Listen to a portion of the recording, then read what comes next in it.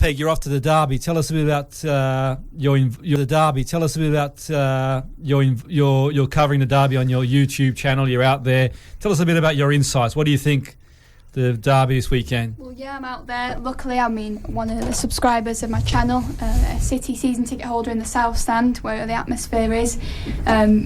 He said, "Come down. Do you want to cover it?" And I thought it'd be an absolute privilege too. In terms of what I think is going to happen, I think Manchester United, after the Juve scoreline in midweek with the win against Juve in Turin, first time Juve have lost at home in the Champions League since 2009, so they'll be confident in that match. But it's just a privilege to be there and watch some great football. It's going to be a clash of contrasts, isn't it? I mean, City perhaps the most informed team in the world, you could argue. And also performing a kind of football that goes beyond sport, and I could argue is nearly art. Against Mourinho's dour underdog, where he's favourite, where he loves being mean and gritty. What do you think is going to play out? Let's get into the nuts and bolts. Possession, what do you think? Is going to be what we expect? City have got to dominate the game, haven't they? I know United are going into it with the best form they could be possibly asking for after that win in Juventus, but this is a Manchester City team that are worlds apart from the teams underneath them, and they have been for almost 2 years now. But on Derby Day, nothing else matters. No form, nothing else matters. So it could go either way. Should we do score predictions? Oh, let's do some score predictions.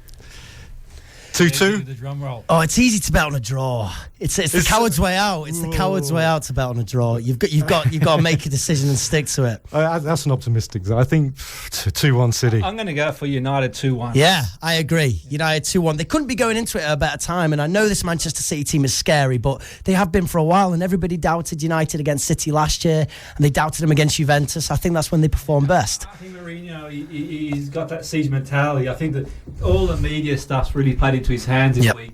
I reckon that's the pressure's been under, and you just obviously there's been a lot of controversy of his actions, and I don't condone what he did. Obviously, in management, there's a fine line between getting the fans going and that sort of stuff. It's a really contested issue. But let's just pick up on that debate that's been hot this week. Yeah. Is he offside? I mean, is it laudable? Some fans say it shows passion. Some fans shows it says small-minded. I think there's a sort of fine line, really. I can understand where he's coming from. He's been under so much pressure, and he's at Juve, and I think the build-up, Ronaldo scoring, Ronaldo definitely sort of antagonising in a way, you could say it. I think Juventus as well, they've had the rub of the green this year, the fans, they're all vocal and that stuff. You can understand, but equally in saying that there is professional conduct. I think Mourinho will be the first to say, looking back on it now, it probably wasn't the right thing to do. But we're passionate people. We love the game, and sometimes even the most professional people just get involved, and that's the way it is. But I don't condone what he did, obviously, but I think I can appreciate that under the circumstances, I think it just sort of blew over. Absolutely. The fans in Italy were giving him a tough time for 94 minutes, and after winning it in the fashion that they did, after not deserving the victory and going out there and getting it in the last minute and winning 2-1, and then the symbol, I don't condone it, but for the sheer entertainment value that it brings to the sport, you've got to love it. You've just got to love the controversy and the talking points. Juventus, really. I mean, they do that to pretty much every other team all season. And I was watching the game against Empoli, the Serie A game, Juventus, and I thought they did a bit of a smash and snatch and grab there type thing. So they're habitually beating teams in the last minute or so. So it was interesting their reaction. They just weren't used to being done in the last minute of the game. Ronaldo was particularly ungracious. But Niamh, what's your take on Ronaldo, on the manager Mourinho and his? From a fan perspective, from the fans of Manchester United, I think that was the best thing he could have done. I think that coming up into the Manchester derby, the confidence now, all those Man United fans are going to be at the Etihad now with so much motivation and passion behind the players, and that's only going to have a good effect on the players. So I actually think that if you did ask Mourinho whether he regretted it or not, I don't think he'd be the sort to say that. Yeah, I think behind closed doors he's probably thinking, you know what, it is what it is. But obviously he's sort of come out and reading between the lines said it probably wasn't the right thing to do from a professional point of view. But he thrives on that. He loves that siege mentality, and he loves being backs to the wall, and we spoke about it before. It's sort of, I know you're not too keen on his brand on football, Clifford, but one thing's for sure, he's a winner. you got to give him his It's due. what he does. Yeah. It's what he does. He riles people up. He grinds results out of teams where he knows that he can't get, and he just brings people up with the way he acts. Look at the bigger picture, though. He's been miserable for 2 to 3 years. Only when you're the underdog can that dourness come through. And I'm old-fashioned. I'm going to be old-fashioned and say that you've got to have some civility and class. And I mean, it's too self-centered. It's too self-obsessed. It should have been a great night for Manchester United. He should have been there in praise of Man United, doing something which was probably one of the biggest nights after the European Cup, UEFA Cup, of his career at Manchester United. But he couldn't help bringing it back to himself. And I think if civility starts slipping, as we've well seen in other areas, not that he's going to be responsible for it, but for me, no. I don't think Mourinho can win. I genuinely don't think he can win. He's downtrodden. He's less spoke out, and people criticise him for that. He then starts doing symbols, and he's passionate about his team, and people criticise him for that. He can't win, so I'll let him do what he wants to be happy about. I think he's going to start getting blamed for the train times and all sorts of stuff soon. And absolutely. I think it is getting, I think, a little bit ridiculous in a way that there is, to me, from what I can see, a bit of calling that witch hunt's a bit strong, but there is, I think, ex-players who are throwing their weight in and saying stuff, and I admire these great players, and Paul Scholes being one of them, fantastic player for United, probably one of the best United players of all time. No question about his ability. He should have got a lot more caps for England.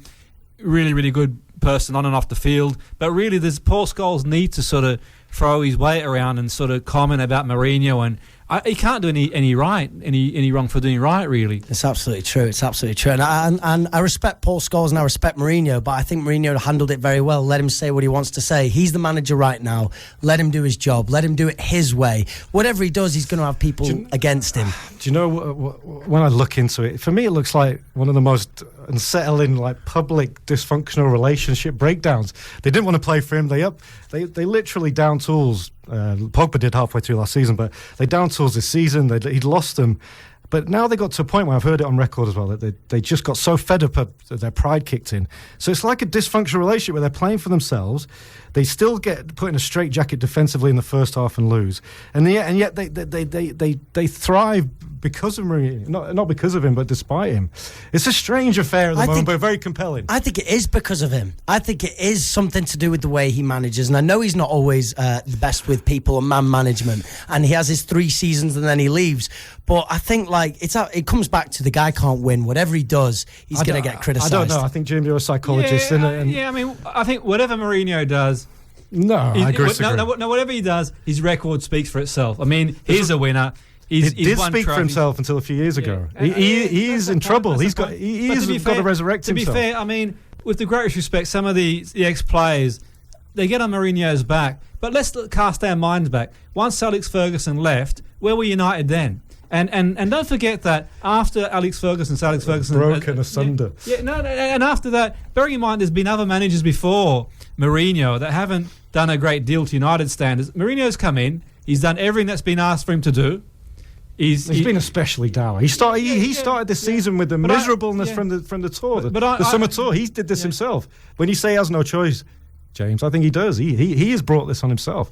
Well, I mean, you could argue. I think for me, that's debatable. I think for me, Mourinho, you know what you're going to get from Mourinho. He's a winner. He's going to win trophies. I think, could any other manager in the world have done any better than Mourinho? That's what you got to ask yourself. And yes, I don't know. I don't know, because he is at the top of his game, and he has been for a while. He is the special one. He manages these big teams. You could, but you could also say that about Manchester United. Like, they've been in a real tough time, and everybody knew this was going to happen. But you got to remember that David Moyes was Fergie's pick. That was his man for the job, and nobody backed Moyes. There was planes going over the stadium saying Moyes out, and then there was the Van Gaal. Like, with which whoever comes, there's going to be problems. Let's not I think people lose their mind after 3. Okay, they were bad losses against teams that Manchester United should be beating, but the world is up in flames as soon as Mourinho does a press conference. I think everybody just needs to calm down. The spirit was broken, and I think the problem was, it comes back to this age-old: do you want wins or do you want entertainment? Well, how was that Juventus game? Was that an entertaining win with spirit? Because I would say so. Yeah, I mean, it was night and day, the first game to the second game, and it's to credit. But is it credit to the players or credit to Mourinho? He started playing with attacking players because his favourite players were injured. And you can feel the passion in the studio. Yeah, it's all getting the boys are getting worked up. Stunt Pegg, the voice of reason. What do you think? You're going to the game, Mourinho. Yeah, I'm going to have to say that for me, I think there is no manager out there that Manchester United could get that would do better than Jose Mourinho. Amen. Sarri would have been amazing. But I don't think he would have gone. I think if they'd offered him, I think Chelsea was a much safer option for Sarri. Any manager going to Manchester United will immediately come under immense pressure, no matter what they do. It's a big chair. Amen. It's a big chair. Yeah. It is a big chair. We'll be talking about that, and we have to talk about rugby as well later on. And it is the World Heavyweight Bout this weekend. For the first time in many decades, but which sport is it? Have a think about that. Very, very compelling. One of the most psychological sports. It is a World Heavyweight Bout this weekend in London. We'll tell you about more of that afterwards. Quickly, though, before we move on, we're going to have a quick talk about Bolton because, Niamh, this is your speciality. But just before we move on, we just have to mention Man City. It's gone under the carpet a bit, but it was huge news that they're being caught financial doping. Yes, I have heard about this. With artificially inflated advertising. Contracts up to 400 million, and that was a way they've got to the top very quick to circumnavigate. Any thoughts? Is it financial? Is it doping of financial kind? Is it as bad as a cyclist doping to win the Tour de France? Oh well, I mean they're two different things altogether, I guess, and the rules are there for a reason. That said and done, teams and football teams do have their ways around the rules these days, and we've seen that. I think for me, in a perfect world, all the teams would abide by the financial fair play. But all that said and done, one thing I thought about financial fair play is it not favouring the bigger teams anyway? That's a great point. Oh, yeah, but there's no rule you could bring in that wouldn't favour the teams with more money. Precisely. So I mean, how is it fair? It's a great point. It's a great point. They established the cartel of the old clubs. Was it them that brought it in with their friends at UEFA to stop the new boys? That's the argument. But even the big clubs still can't follow these rules. Like, I was talking about this to my friends earlier in the week, that football is becoming so much of a business. It's getting clouded by the amount of money that goes through the sport, and none of it gets seen by the people who need it most. It's like the 1%. Did you see Wembley this week with all the school children writing to Wembley and the FA saying, can you please pay a living wage to your staff to make an example? Yeah, for me, it's like, I'm involved in a non-league club, as you're aware, and a semi-pro club at Bake-Up, and it's tough to make ends meet. It really is, and you're living on a shoestring, and the goodwill of people coming in, working hard for free. It's crazy. And those are the teams that need it. Those are the teams that need it most at grassroots level, and teams like Manchester City and PSG and Real Madrid and even Manchester United, they just hold the wealth, and they hold it for themselves. And there's talks about like England selling Wembley. It's a farce with the amount of money that's in the sport through TV and sponsorship. The FA can't raise enough money to fund its grassroots. It's absolutely ridiculous. Like we love, and whether you hate it or not, why we love sports is because it does reflect our times and society. And football is a great example of where we're at. But Niamh, what about the financial doping of Bolton?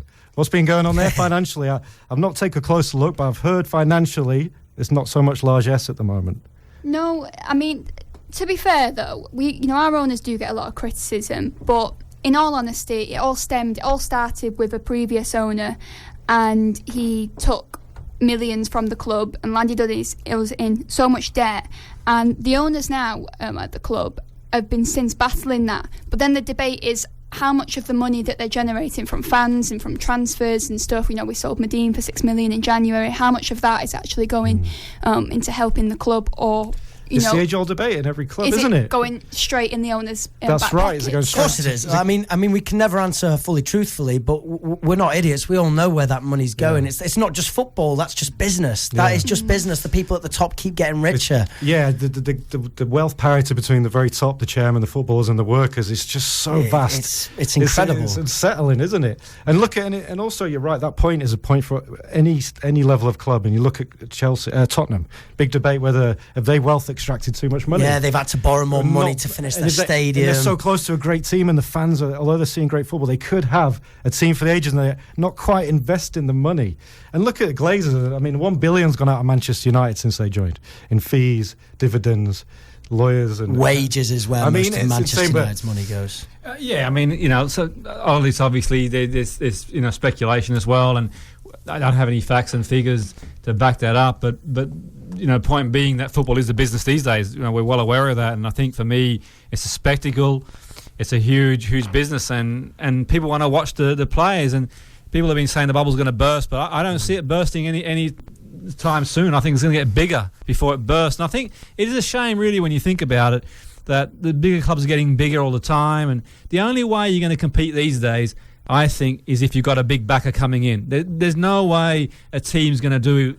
I think Leicester was a one-off, but there's not going to be a Nottingham Forest of the 70s. There's not going to be teams like we had in the past coming out of nowhere, because literally speaking, you've got the backing, you're not going to get anywhere. And I mean, look at some of the money involved in some of the signings. And I mean, feel free to get involved in this. It's a very topical issue that's not going to go away anytime soon. We're at Friday Sports at Salford City Radio, and do you think City are financially doped, and do you think it lessens their great achievement of record-breaking season last season or not? I mean, I think we're a bit far down the line, in short, to telling off Manchester City in particular. I mean, it's just rife across the whole sport. Of course, you can't just target one club. But the reason PSG and City have spent the people like target millions. Manchester City because we're not that short-minded. We remember what Manchester City were before the money came. I remember when on the last day of the season they lost 8-1 to Middlesbrough when they didn't have Sheikh Mansour and all the money coming in. And the change is great, but you can't hold it against them anymore. Like, I mean, the point as well. I mean, how much money has Man City spent compared to United, to Juventus? They've spent more, but another argument is Juventus, £90 million on is it 89 million for Ronaldo at Juventus? I mean, something like that. It's just, an indulgent argument is to say maybe it's worth every penny to see the heights that Manchester City have got to. They are playing some kind of intergalactic football. Yeah. I mean, it's beautiful. But with the money you've bought, you'd want that, wouldn't you? With the money you've spent, you'd expect the best football in the world. At least they've not just splurged it. I mean, with Guardiola at the helm, they've put together some magic there. I think what Man City have got that other clubs haven't got, and this maybe is where there is a bit of bitterness with, is their owners are not afraid to lose money. And I think the teams that have got owners, like Leicester's owner, who aren't afraid, they're not in it to earn themselves. They're in it because, Sheikh Mansour, he was in it because he fell in love with Manchester and he wanted to put money into the club, and he wasn't afraid to lose money. So I think it's more the motivations with the owners is how well the club does. That's a good point. That changes everything. Yeah. It's not a going concern as such. And I think it's a good thing they have two big clubs in Manchester in that respect. I think it can only be a good thing from a tourist point of view. It's fantastic. I think that from a football purist and a tourist point of view, you got two big clubs. I mean, look at the new facility at Manchester City. Goodness me, it's just incredible. It's incredible. Out of this world. And also Derby Day. I mean, we want two teams that are fighting for albeit this year United probably aren't going to fight for the league. We don't know. Mathematically, it's still possible. Yeah. He won't give up, will he? He's not going to give up. But equally, isn't it great to think, okay, you got two big clubs in Manchester, known around the world. I mean, this derby is going to be screened around the world. Yeah. I mean, you could be living in the far reaches of a jungle somewhere, and the derby is going to be on. This is huge. It doesn't get bigger than this. It doesn't get bigger. We're in the middle of it. We are right in the middle of it. It's brilliant, isn't it? You nearly get me emotional to be a Mancunian there. With that rousing speech, and never hope for you. Give us a match report next week, huh? The last Manchester derby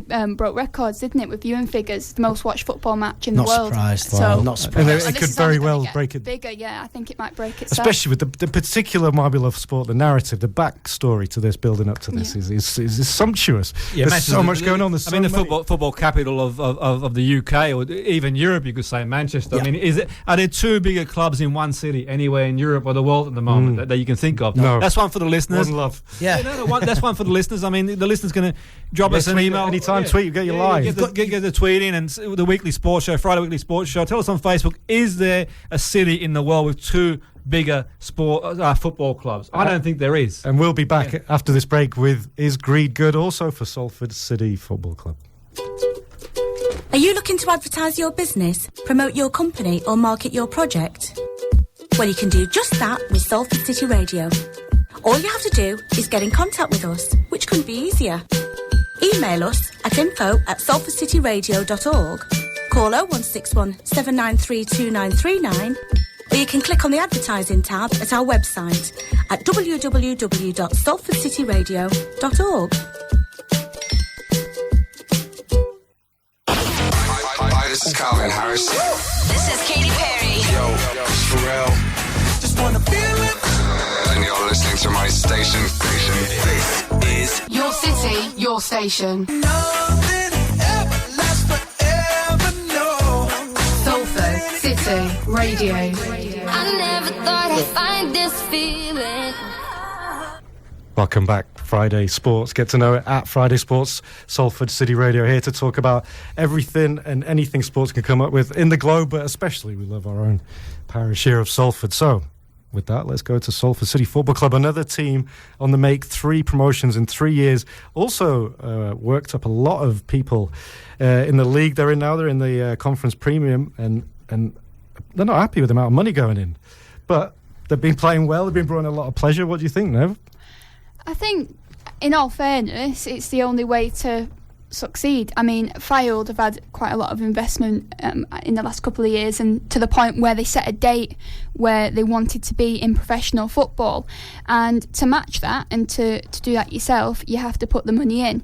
And I think this season, whether or not they will go up, I'm not sure, but you can't. I don't think you can criticise clubs for putting money in anymore. I think it's a little sad, the world we live in, though. isn't it? It's the world we live in. Is it not a little sad though that, like, I think you're absolutely right, and I agree with you. But I think it's sad that these clubs can't succeed without money. No, like that's not what sport is about. But it is what it's becoming about. It is, because it becomes very divisive for the people without money. But what about the actual team at the moment? They've dropped to 3rd. Yes. Big game this weekend in the FA Cup. Huge. This is exactly what the FA Cup is about. They go to Shrewsbury, and it's a giant killing. Hopefully, like this is why the competition was made. It's the most played domestic cup in the world. Most teams enter, and it's a chance for teams like Salford and even Shrewsbury to get their name in the papers and in the history books. It's a beautiful affair. I wonder if it still carries the lustre of yesteryear. I think, from what I've seen, I think it does.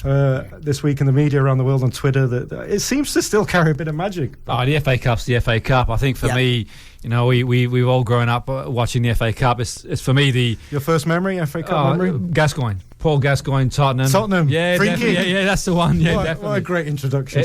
Where were you sat there in like 50 degrees? It was 3 in the morning. 3 in the morning, and I mean, it's huge. For me, it's the biggest domestic competition still in the world, and I would like to see him raise the stakes with the FA Cup to give the winner a place in the Champions League. Good call. Yeah, I think so. I think so. Would they go into the playoffs or? No, I think that. Yeah, well, they'd get the extra. Yeah, I think a playoff would be qualifiers. Yeah, I think so. On that grounds, surely if you're UEFA, you'd have to give that reward to every national cup game. Every cup competition. That's a good point. And I don't think that the domestic competition is as valued in a lot of the leagues in Europe. UEFA would love it because they'd make extra money from every game. So I know right now, Infantino would sanction it. More teams means more money. Yeah. But you'd be playing 28 knockout games to get into the competition all through summer. I mean, it's feasible. I just think for me, it gives you the extra spice with the FA Cup, because these days, I mean, think about it this way: league position now, you get money depending on where you finish in the league. Yep. And for me, certain teams would rather finish, say, 8th or 9th than finish, say, 15th, 16th. Or win the FA Cup for the money. Precisely. That's my whole point. And I think, for me, the prize money is one thing. And the prize money these days, but for me, it's the prestige. So, you're saying the accountant at every club has got more power than well, well, then we realise. I mean, going through... Well, the money is the paramount, you're saying. I think that it's a big... Maybe it's an extra 20 million for a big-time club. If you're a top 4 team, it's huge, isn't it? If you finish 5th or 4th, it's a huge implication. I mean, if you're a Tottenham, an Arsenal, Liverpool, you want to finish in the top 4. And if that means playing a few less games to keep the squad fresh, I think you're not going to throw the game. No one throws games away. Yeah. What I'm saying, you're going to play a weaker team. And we went to watch Tottenham versus Rochdale last year, and Rochdale gave as good as they got. They're unlucky not to get a win, and that was a true FA Cup tie. Scotland, true FA Cup tie. Tottenham, to be fair to them, sent a pretty strong team. They got a draw, and obviously they did the honours over at Wembley. But it really was what it meant to the fans. You couldn't describe it in words. That's what the FA Cup. Isn't that enough though? So they wouldn't need the extra money or the Champions League place. Isn't that magic? Not for the FA Cup owners. enough? Not for the owners. But like we shouldn't care about owners. Yeah, but as a player as well, you do want to play in Champions League. Yeah. If you're a Harry Kane or you Dembele, you want to play against the best in the world. You want to play against the Messis of the world. You want to play against Ronaldo's. And I think for the players, it's a big thing. And I think people say, well, the players, the tiredness and that sort of stuff, but they're human. And I think sports science tells us a lot about players being fresh, and you've got to rotate the squad. So I would say, for me, the argument the manager will say, they rotate the squad, and you've got these big squads that should be able to handle teams in the lower divisions. But on the day, passion, glory, FA Cup, you throw it all out the window. Anything can happen. Precisely. I want to see, I'd love to see a Champions League place, because that would open it up. Then you'd see teams really fighting tooth and nail. So we're going to come down as supporters for the FA Cup. Romance is alive and I'm going to chuck in that I disagree there with the Champions League thing, because I think that I understand you need to add some spice, but I think the way to do that would be to include the Scottish clubs in the FA Cup. I think that I'd add it, and what that does then is, because I actually think it's very situation dependent on whether a team really wants to go forward in the FA Cup. Bolton, for example, well, in our first round in the FA Cup, we played Huddersfield, and we played a team with so many under-23s, so many reserve players. It's quite evident there. We're at home. We could have beat Huddersfield. They had a second-string team as well, but it's quite clear that they didn't want to. You know, we had chances to take the lead. That's a good point. The FA Cup has become a glorified training ground for a lot of clubs, even the lower divisions. Yeah, and I think because of that, I think as well, if you told someone, okay, you could have a chance at going into the Champions League if you win, they wouldn't. I don't think the Premier League would ever allow you to then straight away get a Champions League position. You'd have to go through the knockout stage, and if you look at how that sort of ruined Burnley at the start of this season, I think that wouldn't actually be an incentive for teams. I don't think they'd want. I think it'd destroy like the them. UEFA Cup, it seems more arduous and undesirable to a lot of clubs. Do you remember that season that Chelsea didn't have any European football, and they went out and they made Conte look good, and they just dominated the league. They did. But it can also backfire. I mean, last year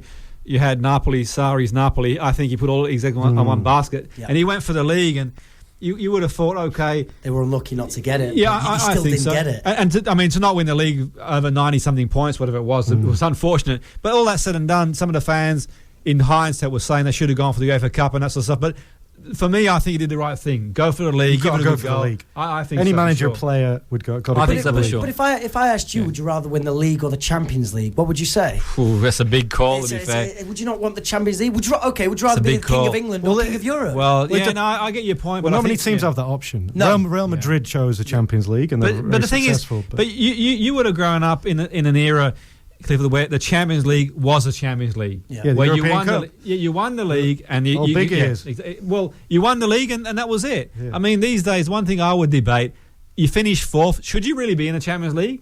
Should fourth position? Because back in the day, you had the Cup Winners' Cup, didn't you? Yeah. And I think for me, is the Champions League really the Champions League when you got a team finishing fourth who's never won the league? It's become a bit mechanical, hasn't it? The rounds of qualification and.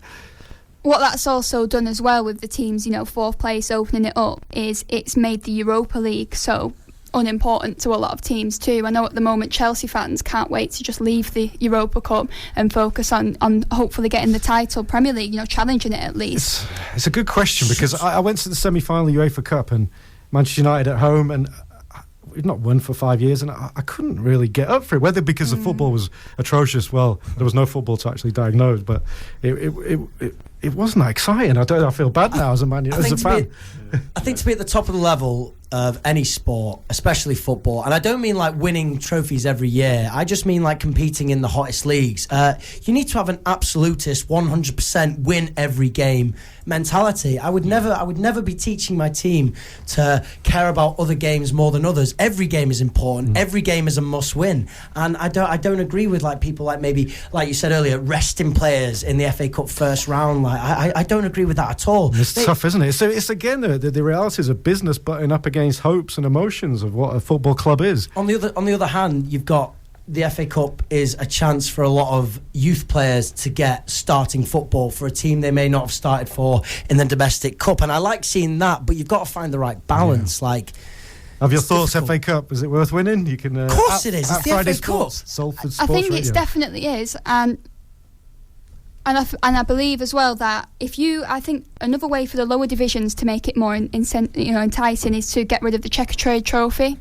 as well. That's one. Is that what it's called now? Yeah, that's what it's called now. But Rochdale played Leicester's under-23s. There's no glamour in that then? No, because the League One clubs are playing under-23 squads of these other of the Championship clubs and lower league Premier League clubs, and it's like they don't. It's just extra games. This brings us nicely to this weekend's FA Cup first round proper game for Salford City. Do they have the inclination, the resources to go for this, or do they just want to win the league? You can never answer that question until it's the day. Do you know what I mean? FA Cup, it's all on the day. Who wants it more? We look at the form they've drawn and just started stuttering Salford after an almighty 3 years, we could say. And their opposition, Shrewsbury, 18th in the league, but they're just getting it back. They've struggled, but they are just getting it back. 2 wins out of 3. So it's perfect. It's a perfect I've got one for the listeners. Email us on studio@salfordcityradio.org, Salford 94.4, Salford City Radio. Do you think it would be an upset if Salford beat Shrewsbury. Is it really an upset? I mean, all the money they've spent. No, two leagues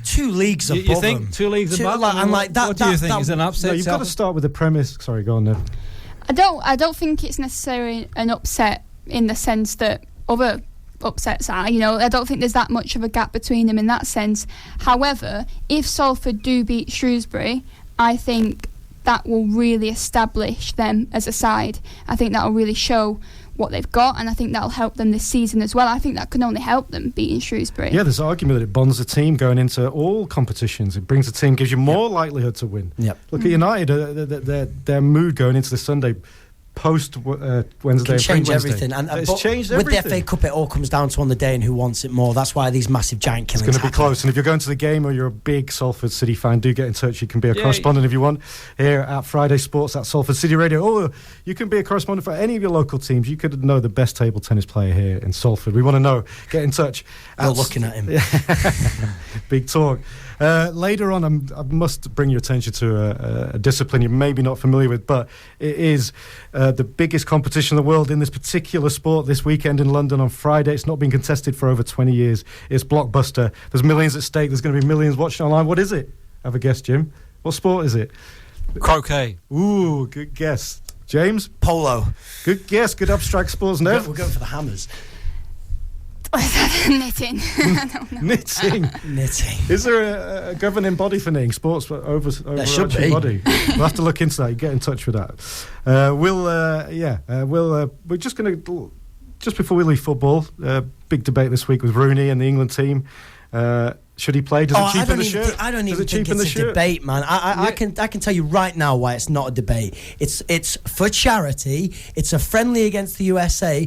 England have just had their best World Cup since 1980, and people have got a problem with the top ever goal scorer coming back for one game. Do you know how much money he's going to make for charity? Where's the problem? He's not getting any of the gate receipts. Where's the debate? Where's the debate? I don't get it, man. I do not get it. You too? I've seen, on what's just been said, I'm all for it, but since then it's come out with the amount that's actually going to the charity, and that's a bit, because the actual tickets themselves aren't going to, it's like Oxfam, any charity. They end up only giving 20% or something. Yeah, there's a lot of clauses in there. I don't know. This could be one of those great questions. I'm going to say that the points that have been raised are good points, but what I'm going to say is competitive football is about competitive football. And a cap is a cap. I think what about Wilson could play instead? His first cap, big night for Wilson. He's had a great I think the sort of game should be played in the off season and get a few stars in there, get a few of the bandmans of Take That playing, and maybe a few players from. Maybe you just want a carnival, Jim. You just want an excuse for a bit. No, but I mean, during the season, I think for me, if I'm Southgate, I'm thinking, you know what? I want to win this World Cup. I want a Euro Cup. No, Southgate's come up and said, why are you denigrating Rooney? We should all be celebrating him. And he's the manager. No, but then there's what he's saying, I think, in the media. But I think internally he's probably thinking to himself, you know what? What I'm afraid of is it becoming like a circus act. Where do you draw the line? We had that with Beckham too. But wait. We respect Germany, right? We respect Germany as a football nation. Yeah. How many World Cups have won? How they govern themselves, their DNA, their commitment. They just celebrated Podolski in the same manner, and everyone loved it. It was a great day. And they went out of the World Cup. They didn't. That's a terrible World Cup. Yeah, but our World Cup has just finished. Cancel Rooney. Someone tell Rooney not to get on the plane. The World Cup has just finised, and England have had an absolutely amazing one. The team couldn't be on a more high, and I think it's perfect. That's interesting stuff. Yeah, I mean, there's no doubt about Rooney.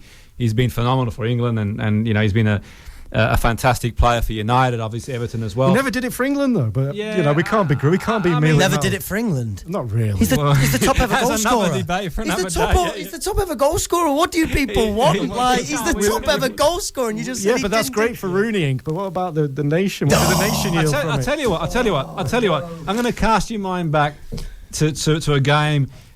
In the Euros 2004, went out and watched the Euros 2004 in Portugal. Yeah, that was the and Rooney was on fire. He really was. He was better than that. He was a world. Yeah, I mean, I went to watch England versus Croatia, and Rooney absolutely dominated the game from start to finish. He was just he dominated the tournament. If he didn't get injured, I thought he never did it in an England shirt. Yeah, no. Yeah, no. Listen, when you say yeah, no, you're in trouble. I know that much. If you ever start a sentence with yeah, no, you're in trouble, people. But I do think, for me, competitive games run the risk of being devalued, where we bring in past players. And I think it's got its place. It's not competitive, though. It's a friendly. Yeah, for me, is there such thing as a friendly, guys? Look at this situation. Callum Wilson, who I think everyone has agreed throughout the football world and beyond. I mean, who will the USA be bringing back? They might be bringing back... well, who might they bring back? They'll bring back a basketball player or something. They might bring back Michael Jordan, come back and play. But wait, if Callum Wilson does not get a cap, when the whole of the nation's agreed that he deserves to be in England, could deserve to start in a friendly, should, and if he does not get a cap, then I'm not happy with this situation. Yeah, I agree entirely. My sentiments too. Yeah, but how old is Callum Wilson? He's 26, and he's earned the right. It took him 3 years because he's at a small club. He's had to do an extra year service to get a call up. Yeah, Neve, what do you think? No, yeah, I agree. I think Callum Wilson over Wayne Rooney, because this is a chance, for players like Callum Wilson to really make their mark. And if he doesn't get a cap now, then he's going to feel hard done by. I think there's a lot of goodwill for Callum Wilson. He's had 2 cruciate knee ligaments, one each side. Yeah. He's a hot striker, and he's valid. Outside of Kane, who have we got? And he's a hot striker. He's a great. He does everything. In number 10 and number 9, he seems to be a lovely guy. Yeah, bullies defenders. Knows where the goal is. I think everyone's willing him to do. So does Wayne Rooney. Do you know what I mean? So does what Wayne about Rooney. Bolton? What's the closest we got to Rooney at Bolton at the moment? Who's your excitement flair player?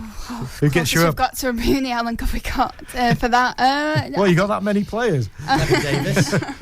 No, but I'd like a player who can just get us a goal for starters. To be honest, a goal since one goal in the whole of October and the end of September that as well. Well, what about Amiobi? Well, Amiobi. You got Shoulder Amiobi. Sammy Amiobi. And you got Sammy. Sammy Amiobi is fantastic. He's electrifying at Newcastle. Yeah. He was a young whippet. But the problem with Amiobi is he has a couple of amazing matches. He'll score goals. It will just be incredible, and then he'll just suddenly get this supposed injury, and then he's gone for a month. And he's been gone now for 6 matches. He's coming back against Swansea. No doubt he's going to score. He's going to be the one to get us that goal. We're all going to love him again. But in a couple of weeks, he will be injured again. He did it last season. He'll do it this season. Like a bad lover, then. It's just he's not there. He loves you and leaves you. When he's not playing, he's not there. Every other player that's injured comes down to watch the game anyway. He's not there. So where do you fall right now on Amiobi for or against? 4, because I love him to bits. Oh, but there you go. That's what love will do.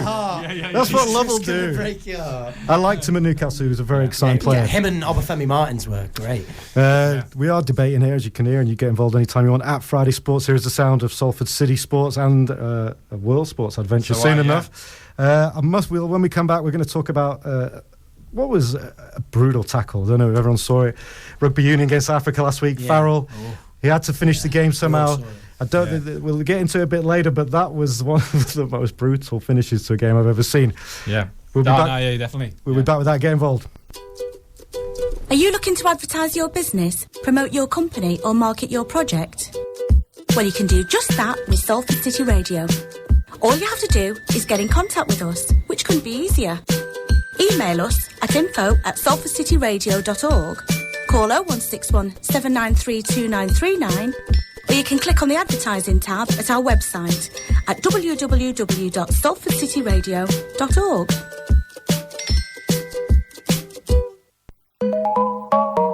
You're listening to Salford City Radio, the only station that brings you local news and events, great music and interviews with some of the hottest bands around, like these.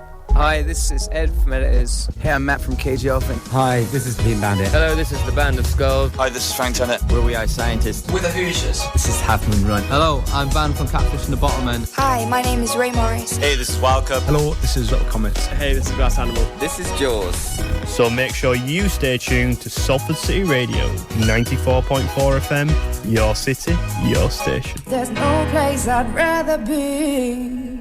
Indeed. Salford City Friday Sports. Welcome along. We're going to talk about rugby now because the Autumn Internationals have started. A very atmospheric time of the year when the sun goes low and England get tough. And there's the game last week. There was 2 international games actually, Rugby League, Rugby Union. But we'll start with Rugby Union against Africa, who could be 18-0 down 1 minute to go. Think they can win. Brutal, formidable team. What a game!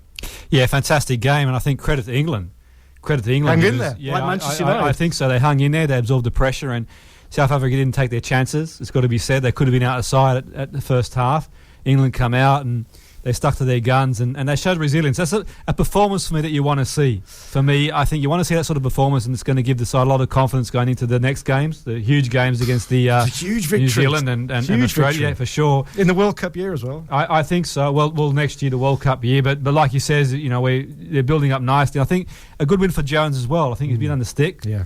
I think some of the stick he's been under is probably a bit undue in the sense that, he started off really well, the extended honeymoon period, 17 games on the trot. Nearly broke the world record for wins in a row. I think so. But it shows how fickle sport can be these days. You lose a couple of games and fans have got right to voice their opinion, but you lose a couple of games, all of a sudden you become the villain, really. But they've got to stick with him, I think. They've got to stick with him until the World Cup, after the World Cup, and then back from there, because he knows what he's doing. He's got the squad, a big squad there, and I'd just like to see, for me, a bit more flair. To win the World Cup, you're going to have to score tries. You need to score. If you don't score tries in the World Cup, you're not going to get past that semi-final, final stage. There's some promising young players coming in the front line, especially. But you look at the back line, there's some talent there. Oh, some talent for sure. Henry Slade is a natural. Yes. May is probably the best in his position now. Plenty of pace as well, definitely. The fullback is brilliant, although he made a few bad choices and not doing the final pass to May.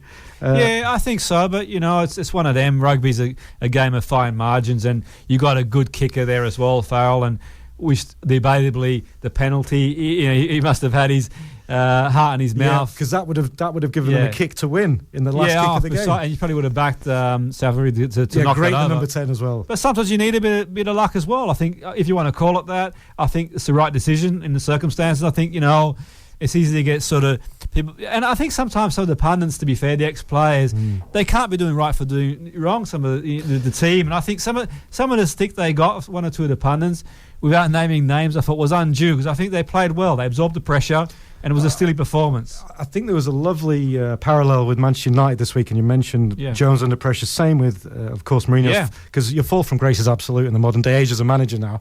But it was such a great example of grit and mental strength. Resoluteness to lay the foundations to earn the right to get a win at the end. And both codes too, the Rugby League as well. It was a series win for England against New Zealand. Oh, the league was followed on a Sunday, and it was on terrestrial TV, so you've got a chance to watch this Sunday.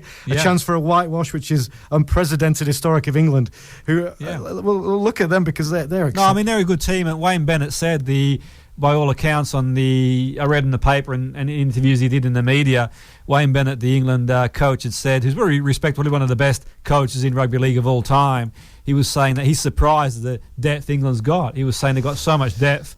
In the rugby league. Yeah, he was saying that, and he's obviously... And the team's young at the moment. It's a young team, there's a lot of injuries. And if you go back to the World Cup, they're unlucky not to get a result. I thought that the 6-0 loss against Australia away as well. Australia's obviously a strong, the strongest nation in league, and they give them as good as they got. They're unlucky not to get a result there. And they started off on the back foot as well. Bar for an ankle tap. I mean, they've gone through and probably scored and possibly won the game, but that's history now. And I think for me, they got the nucleus of a good young team, and I think they'll challenge for the next major tournaments. And you can only beat what's in front of you. New Zealand team's not the best New Zealand team we've seen in rugby league, but you can only beat the team in front of you, and credit to them, and good luck to both teams on Sunday. It's an exciting era, none more personified by than the electrifying Tommy Mackinson, who's won the International Player of the Year award. The Golden Boot is probably the world's highest award. He scored a hat-trick at the weekend, and just brilliant, electrifying, a great performance. Even if you do not know anything about rugby league, which you can drop into it. Watch it this Sunday, terrestrial TV. Yeah, he is a spectacle to watch. Yeah, 27 in his prime? Yeah, hot stepper.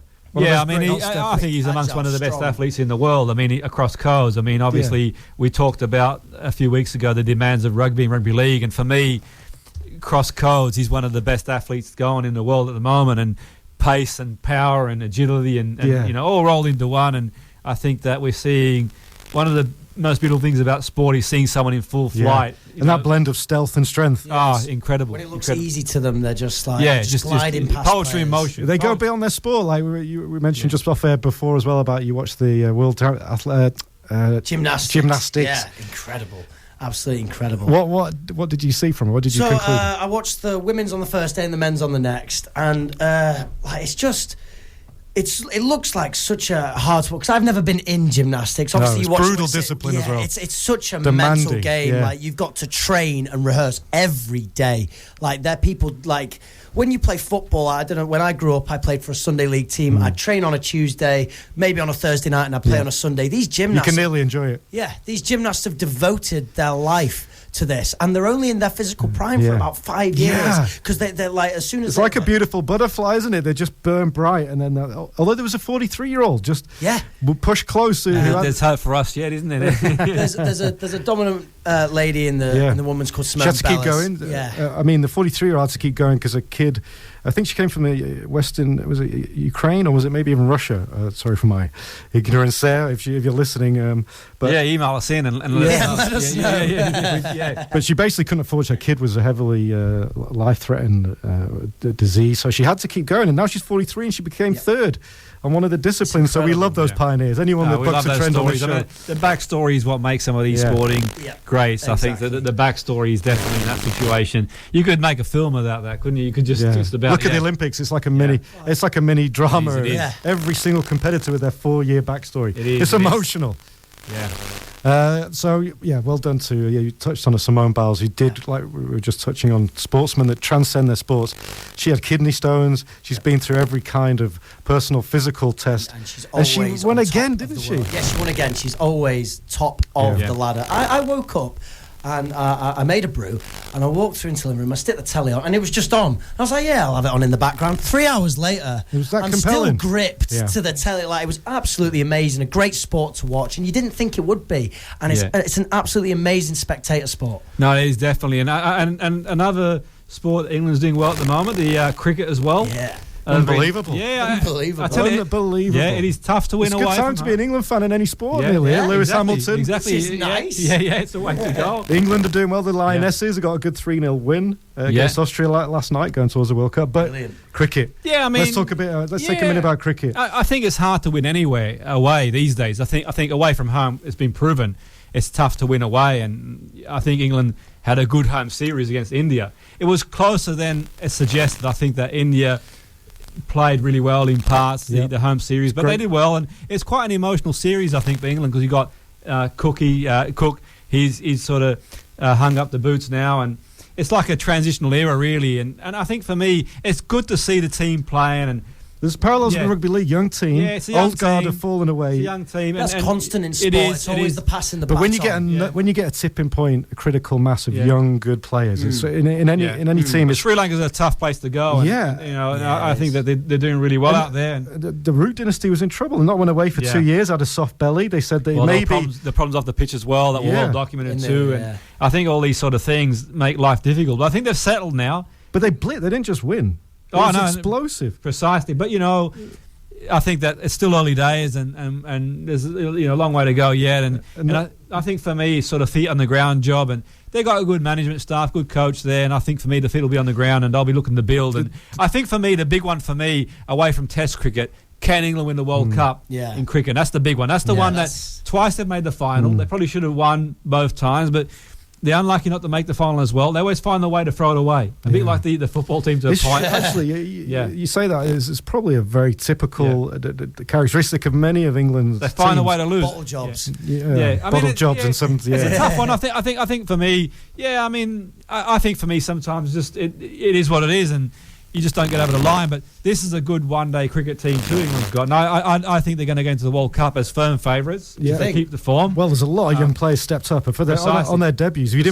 But the only issue is that it's on the day, and the World Cup and in the semi-final against an India, against a team like that who's got some really, really top players too. Anything can happen. But you'd like to think that this could be the one. Definitely. If you didn't watch it, it was a really atmospheric game. It was set in probably maybe the most beautiful cricket ground in the world in Sri Lanka. Oh, Sri Lanka, beautiful. On the old Dutch fort, and there was 1,000 Barmy Army fans perched above the ground. So beautiful setting.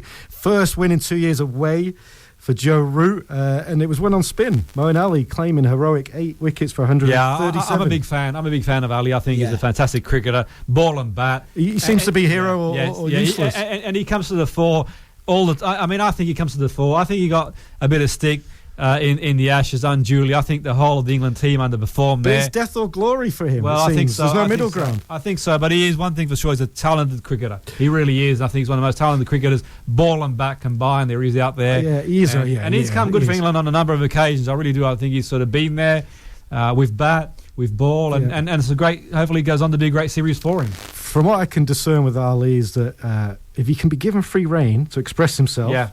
And he's got a tight bowler at the other end that keeps the game tight, then you're going to get the best out of him. He's a flair player. We've like seen, in football, you need to let the artist paint. I mean, we've seen Anderson break all sorts of records in the summertime. He's sort of out there. He's amongst the top wicket takers in the world. So he's got Anderson there, a lot of experience. Broad as well, who's sort of come with a lot of stick as well. I think unduly too. I think they've been the catalyst for the England Test team for many years. But we shall see. And then, nobody had a good Ashes. Nobody in that team had a good Ashes. And the hundreds and thousands on top of this sweet new cake, if you'll allow me that metaphor, is the new Ben Folkes. We got Ben Stokes. Now we got man of the match was Ben Folkes. Dropped out of nowhere. Man of the match. That's right. That's what I like to see. Off the cuff, fast start. We're coming not far towards the end of this Friday show, but as promised, we're going to tell you about a new sport that you might not have heard of, compelling in its way. I'm going to just tell you some information, see you can guess first what this is. I'm still excited to hear this. Okay, so I told you, it's the World Heavyweight Championship in this sport in London this weekend. £1 million prize money, global audience of millions. Any guesses so far? Arm wrestling. That's a good one. That's why he says heavyweights. There's got to be something to do. If they made a film about arm wrestling, it must be a big sport. You don't remember that? the Sliced Alone film. Anyway. 2 champions. This has not been competed at this level for 20 years, 25 years, because it's such a particular discipline. One is from Norway, the Mozart of his sport, he's called. Heavyweight of 7 years, number 1 for 7 years. He's called Magnus Carlsen. All right, any guesses? Come on now. Throw me a guess. Obscure sport. Midget throwing. It's not sumo wrestling, is it? No, but these are good guesses. You still got a chance. 2 minutes on the Twitter at Friday Sports. Who's going to get it first? Now, studio at Salford City So there's Radio. Norway versus the United States of America. It's a young buck challenger, a couple of years younger, Fabiano Guarana. Now, a lot like Salford City, he is on a beautiful run of form at the moment, and Magnus has started to come a little bit stale. In this sport. This sport. Face to face. All right, here we go. This is perhaps one of the most psychologically demanding sports in the world. Oh, I've got one. Is it a staring competition? You know what? It's very much involved. That's very intuitive, James, because for 8 hours a day, for up to 5 months, they will be sat 1 metre apart, mono a mono, face to face. Come on. That's a big clue. Thumb wars. You got to give it. Getting closer. You got to give his imagination. Getting closer. So imagine in any sport. I mean, to look into someone's eyes is the most intimate thing. I thought 1 metre away, staring at each other, 8 hours a day. That is psychologically demanding. Wow. The last great bout, I think it was about 25 years ago. It was called the Moscow Marathon, and the champion Garry Kasparov lost 10 kilograms. Yes. Oh, he's just got it. Oh. I was just going to stole my thunder. Heavyweights. They're heavyweights. They're playing stole my thunder there. Yeah, definitely. And a big shout out to the lads, the Bake Up lads too. Brent Peters and Felgate, they're doing a good job as well. Big win against Daisy Hill. Got a big cup game coming up against Prestwich next week. I'll be there. I haven't been to games lately in the training for a few weeks because I've been really busy with work commitments and travelling, but I'm looking forward to being back there. I'm going to give them a big shout out. They're doing a great job there. And as we march to the in the Vodcat League there. And we've got quickly time, James, to just shed a little light. So what's been going on locally? Locally, I'm looking at the youth teams mainly. So in the swimming regional finals, it was the 4th session. 9-year-old and 10-year-old Katie Lee and Ava Renee Blease came second in their respective races. But 12, 13 and 14-year-olds, Ruby McFarlane, Emily McSharry and Amy Doyle, all won with resounding victories. So that was great. Well done. We're sticking with the youth, but we're going to table tennis. 9 Salford girls and boys have reached the table tennis finals, and Neil Armston won the Greater Manchester Under-19 table tennis competition last week. You've also got 7 members of that team going to the snooker and pool regional finals. And we've got a new sport coming to Salford. From September it's coming, so it's only very new. They're doing sitting volleyball sessions, which is something that I'm going to have to try out. I hope this has inspired you all out there listening, and I really want you to... We're going to leave you anything this week, everyone here, to implore you to get upright, on site, increase your heartbeat, and release the best natural drug in the world that's lying within you right now, which is... Oh, definitely. Let's get the endorphins going over the That's weekend. right. Let's get those endorphins going. You're listening to Salford City Radio 94.4 FM. Email us at studio@salfordcityradio.org. We cover all the biggest and best sporting events around Salford and around the globe. Back here next Friday, 6 o'clock. Be here for your full weekly roundup of sport. It's been at Friday Sports, Salford City Radio. Good evening. Bringing our community together. 94.4 FM. Your local community radio station, Salford City Radio.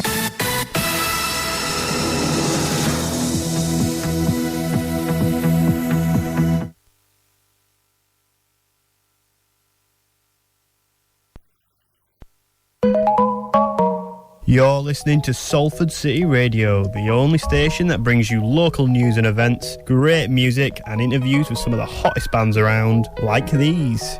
Hi, this is Ed from Editors. Hey, I'm Matt from KG Elfin. Hi, this is Pete Bandit. Hello, this is the Band of Skulls. Hi, this is Frank Tennant. We're We Are Scientists. We're the Hoosiers. This is Half Moon Run. Hello, I'm Van from Catfish and the Bottom End. Hi, my name is Ray Morris. Hey, this is Wild Cup. Hello, this is Little Comets. Hey, this is Glass Animal. This is Jaws. So make sure you stay tuned to Salford City Radio, 94.4 FM, your city, your station. There's no place I'd rather be. Bringing our community together. 94.4 FM. Your local community radio station, Salford City Radio.